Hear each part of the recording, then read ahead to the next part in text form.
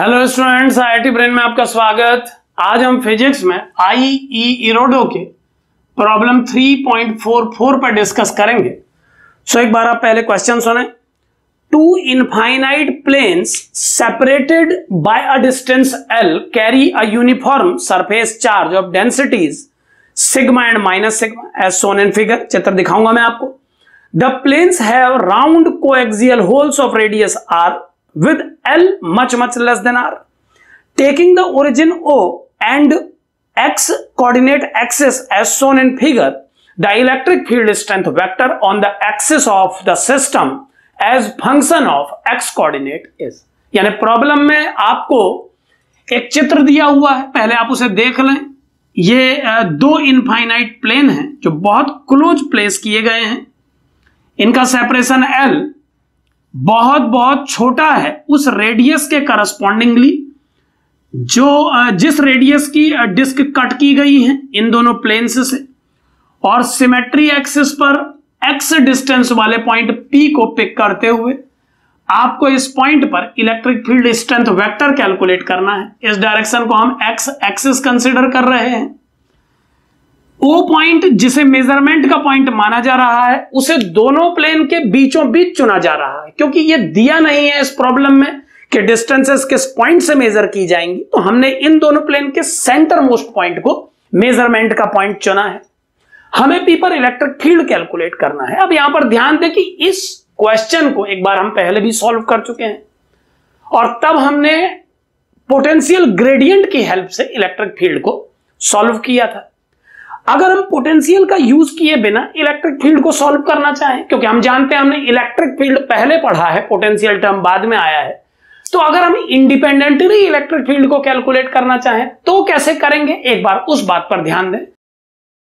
बिना पोटेंशियल के अगर इलेक्ट्रिक फील्ड P पर कैलकुलेट करना हो तो हमें सबसे पहले इन इनफाइनाइट प्लेन्स और इन दोनों डिस्क के इलेक्ट्रिक फील्ड का नेचर और उसकी मैग्नीट्यूड को P पर समझना होगा। तो ध्यान दें, एक इनफाइनाइट प्लेन के कारण उसके अराउंड किसी भी पॉइंट पर इलेक्ट्रिक फील्ड स्ट्रेंथ वेक्टर एक कांस्टेंट वेक्टर का रोल प्ले करता है। तो इससे यह मतलब निकलता है कि इस प्लस डेंसिटी वाले, यहां पर मैं नोट कर दे रहा हूं, यह प्लस डेंसिटी वाला प्लेन है, यह माइनस डेंसिटी वाला। तो आप ध्यान दें कि चूंकि एक इनफाइनाइट प्लेन का इलेक्ट्रिक फील्ड डिस्टेंस इंडिपेंडेंट होता है, यह कांस्टेंट वेक्टर की तरह ट्रीट करता है थ्रू आउट, तो इस प्लस डेंसिटी वाले प्लेन के कारण P पर बनने वाले इलेक्ट्रिक फील्ड स्ट्रेंथ के वेक्टर की मैग्नीट्यूड और इस माइनस प्लेन के कारण P पर बनने वाले इलेक्ट्रिक फील्ड वेक्टर की मैग्नीट्यूड सिमिलर होनी चाहिए। और चूंकि ये मैग्नीट्यूड सिमिलर होगी और डायरेक्शन में अपोजिट होगी, तो इस P पॉइंट पर दोनों प्लेन्स के कारण नेट इलेक्ट्रिक फील्ड 0 होना चाहिए। अब दोनों प्लेन्स P पर नेट इलेक्ट्रिक फील्ड 0 बना रहे हैं, लेकिन डिस्क कट किए जाने के बाद ऐसा नहीं होगा। आप जानते हैं डिस्क एक फाइनाइट साइज का सिस्टम है इस प्रॉब्लम में, और उसके कट हो जाने से प्रॉब्लम में अब जो सिमिलैरिटी इनफाइनाइट प्लेन्स में थी वो नहीं रह जाएगी। तो इस क्वेश्चन को सिंपलीफाई करने के लिए सबसे पहले मैं जो डिस्क कट कर दी गई हैं उन डिस्क को दोबारा इन प्लेसेस पे जोड़ रहा हूं, लेकिन आप जानते हैं कि मैथमेटिकली ऐसा करना सही नहीं है। तो मैं क्या स्टेप ले रहा हूं आप एक बार ध्यान से समझें कि मेरे पास एक ऐसा प्लेन है जिसकी डेंसिटी प्लस सिग्मा है और जिससे एक डिस्क को काटा जा चुका है, प्लस सिग्मा डेंसिटी की डिस्क को इससे काटा जा चुका है। तो मैं उस प्लस सिग्मा डेंसिटी की डिस्क को दोबारा इस प्लेस पर रख रहा हूं ताकि यह प्लेन कंप्लीट हो जाए, और चूंकि ऐसा करना वायलेशन है कंडीशन का, तो मैं एक माइनस सिग्मा डेंसिटी की सिमिलर डिस्क को भी उसी के ऊपर रख रहा हूं।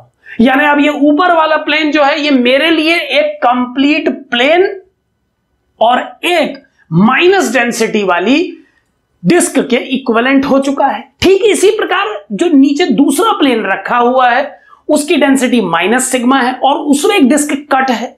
मैं उस कटी हुई डिस्क को वापस जोड़ता हूं और इक्विवेलेंस बनाने के लिए, प्रॉब्लम को ट्रू कर देने के लिए उतनी ही साइज की एक प्लस डेंसिटी की डिस्क को यहां पर भी जोड़ दे रहा हूं। यानी अब मेरा प्रॉब्लम आप समझें कि अब मैंने इस प्रॉब्लम को चेंज करके कैसा बना लिया है कि अब मेरे पास दो प्लेन हैं जो कंप्लीट है, कटी हुई डिस्क को मैंने फिल करवा दिया है। अब ये दोनों प्लेन मेरे लिए कंप्लीट हैं और इसके अलावा मेरे पास दो डिस्क और हैं जिनमें निगेटिव डेंसिटी की डिस्क ऊपर है और पॉजिटिव डेंसिटी की डिस्क नीचे है। चूंकि अपने पिछले डिस्कशन से हम ये जान चुके हैं कि दो इनफाइनाइट प्लेन इस पॉइंट पर net electric field zero develop करेंगे, क्योंकि किसी प्लेन का इलेक्ट्रिक फील्ड डिस्टेंस इंडिपेंडेंट होता है। और चूंकि ये दोनों प्लेन प्लस और माइनस डेंसिटी वाले हैं, तो इसके द्वारा बनाया गया इलेक्ट्रिक फील्ड और इसके द्वारा बनाया गया इलेक्ट्रिक फील्ड डायरेक्शन में अपोजिट होंगे। तो इन दोनों प्लेन्स को इस क्वेश्चन में लीव करते हुए अगर मैं केवल डिस्क को यहां पर यूज करूं, तो ये बदला हुआ क्वेश्चन आप एक बार माइंड मेकअप कर लें इसके लिए कि अब मेरा सवाल केवल इतना रह गया है कि मुझे माइनस सिग्मा डेंसिटी और प्लस सिग्मा डेंसिटी के इस सिस्टम के कारण पी पर इलेक्ट्रिक फील्ड स्ट्रेंथ को कैलकुलेट करना है। डिस्टेंसेस मैंने सेंटर पॉइंट से मेजर की हैं और ये स्मॉल सेपरेशन L/2 और L/2 है, ये आप जानते हैं। यानी क्वेश्चन में क्या चेंज आया आप समझें कि इन दोनों प्लेन को कंप्लीट करने के लिए मुझे माइनस डेंसिटी की डिस्क और प्लस डेंसिटी की डिस्क ऊपर और नीचे लेनी पड़ी। दोनों प्लेन्स चूंकि यहां पर नेट इलेक्ट्रिक फील्ड नहीं बना पा रहे थे, उन्हें मैंने हटा दिया और अब मेरा सवाल केवल ये बचा है जिसमें माइनस डेंसिटी की डिस्क ऊपर है और प्लस की डिस्क नीचे है। यहां पर बच्चे ध्यान दें, ये मैं गलती से माइनस प्लस नहीं लिख रहा हूं, इस पर हम डिस्कस कर रहे हैं लगातार कि अभी तक ये प्लस डेंसिटी की इनफाइनाइट प्लेट यहां है और माइनस की यहां, लेकिन इन डिस्क के कटे होने के कारण इस प्लेन को पूरा करने के लिए मुझे ये कदम उठाना पड़ा। यानी कि मैंने ऊपर वाले कटे डिस्क वाले सिस्टम को एक कंप्लीट प्लेन और एक नेगेटिव डेंसिटी की डिस्क से एक्सचेंज किया और नीचे वाले प्लेन को मैंने कंप्लीट प्लेन और एक पॉजिटिव डेंसिटी की डिस्क से एक्सचेंज किया। उसके बाद मैंने दोनों इनफाइनाइट प्लेन को लीव कर दिया क्योंकि उनका नेट कंट्रीब्यूशन पी पर जीरो होगा और अब मेरा क्वेश्चन केवल ये बचा है। अगर मैं यहां पर इलेक्ट्रिक फील्ड किसी डिस्क के कारण निकालने के लिए जो फॉर्मूला हमने डिराइव किया था अपनी एक इलेक्ट्रिक फील्ड की क्लिप में, उसे यूज करूं, तो ध्यान दें इस माइनस डेंसिटी की डिस्क के कारण पी पर बनने वाले इलेक्ट्रिक फील्ड को लिखा जा सकता है E due to negative equal to sigma upon 2 epsilon naught into 1 minus cos theta.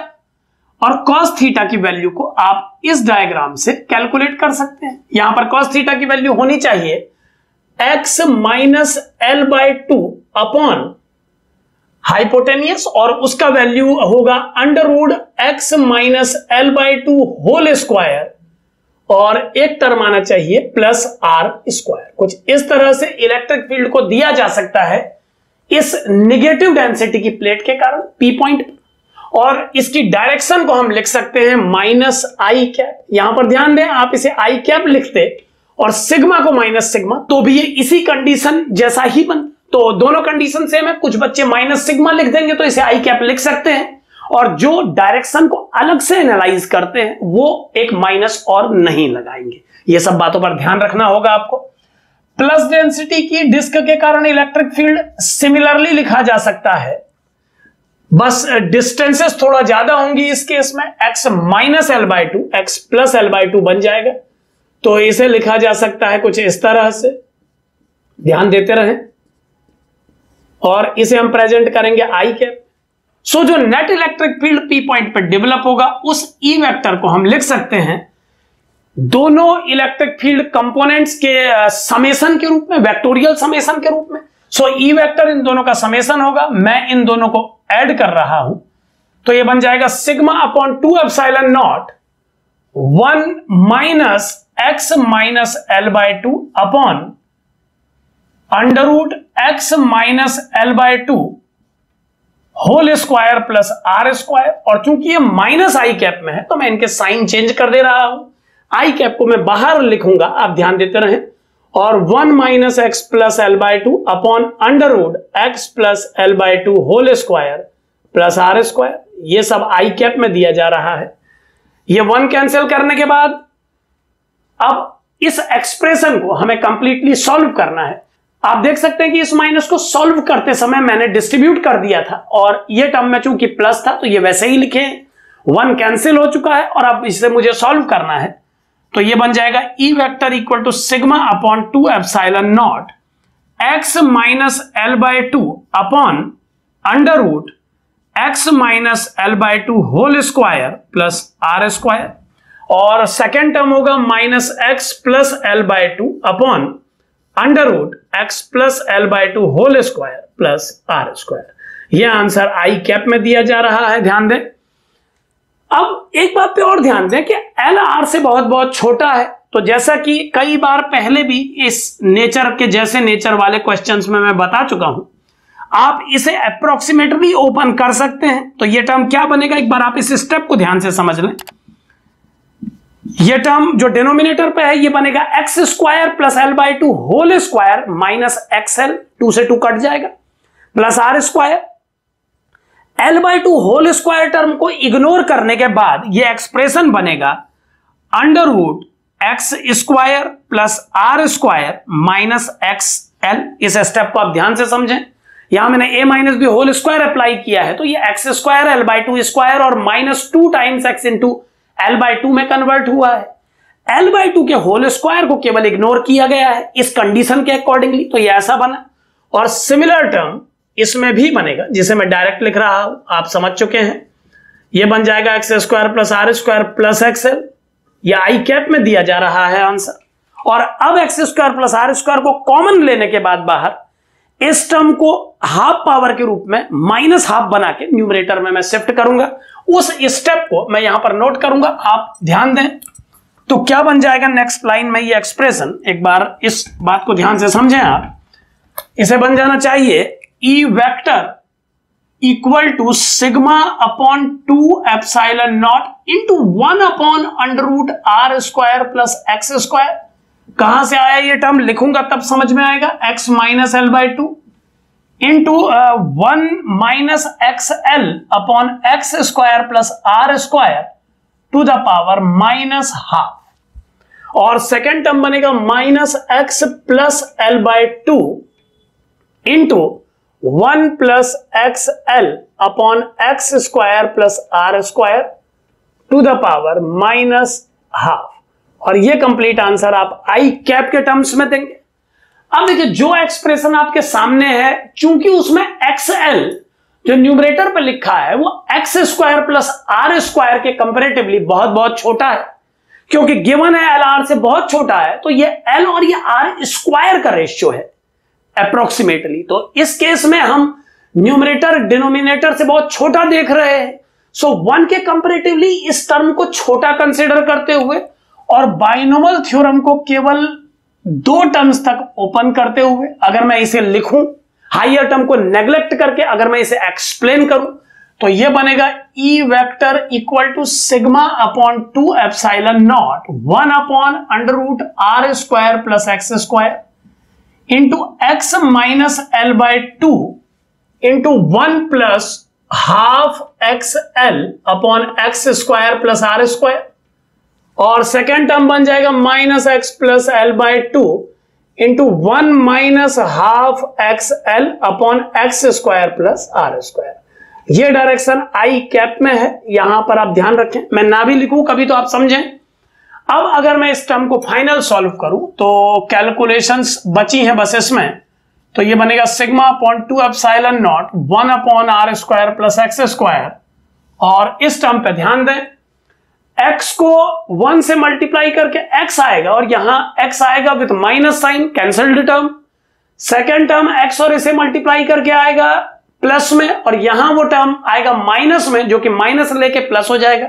सो दूसरे टर्म को मैं लिख रहा हूं x इंटू हाफ दिस, तो ये बन जाएगा x square l upon 2 x square plus R square, और ये टर्म भी 2 बार लिखना चाहिए क्योंकि एक टर्म यहां भी है और एक टर्म यहां भी है।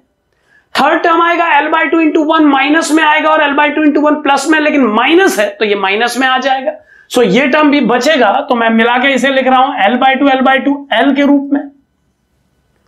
और लास्ट टर्म एक बार देख लें, ये दोनों को मल्टीप्लाई करके माइनस में एक टर्म आएगा, और वैसा ही टर्म माइनस में यहां भी आएगा, जो कि आउटर माइनस को लेके प्लस में कन्वर्ट हो जाएगा। सो फाइनल आंसर इस डिस्कशन के बाद कुछ ऐसा बना है, और अब एक लाइन और बची है जिसे सॉल्व करना पड़ेगा। तो ये हो जाएगा sigma upon 2 epsilon naught 1 upon R square plus x square to the power 3/2।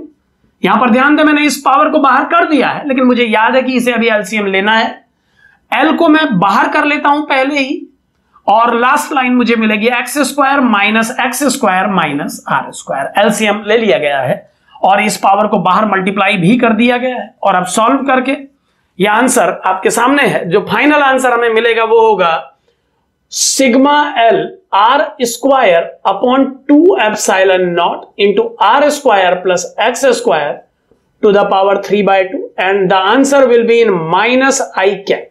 यानी जो इलेक्ट्रिक फील्ड स्ट्रेंथ वेक्टर आएगा वो माइनस आई डायरेक्शन में आएगा। यहां पर ध्यान दें, जो डिस्क कट की गई है उनके कट करने के बाद हमने डिस्कस किया कि ये पिक्चर पलट गया है, माइनस और प्लस का अपोजिट कॉम्बिनेशन बन चुका है, और यही वजह है कि जो फाइनल आउटकम आया उसका डायरेक्शन माइनस आई कैप में आया। सो इस तरह से इस प्रॉब्लम को सॉल्व किया जा सकता है, और जो आउटकम आया है वो इस प्रॉब्लम का सही आंसर है। सो आप इस तरह से इंडिपेंडेंटली भी इलेक्ट्रिक फील्ड वेक्टर को कैलकुलेट कर सकते हैं बिना पोटेंशियल ग्रेडियंट टर्म को यूज किए। Thank you.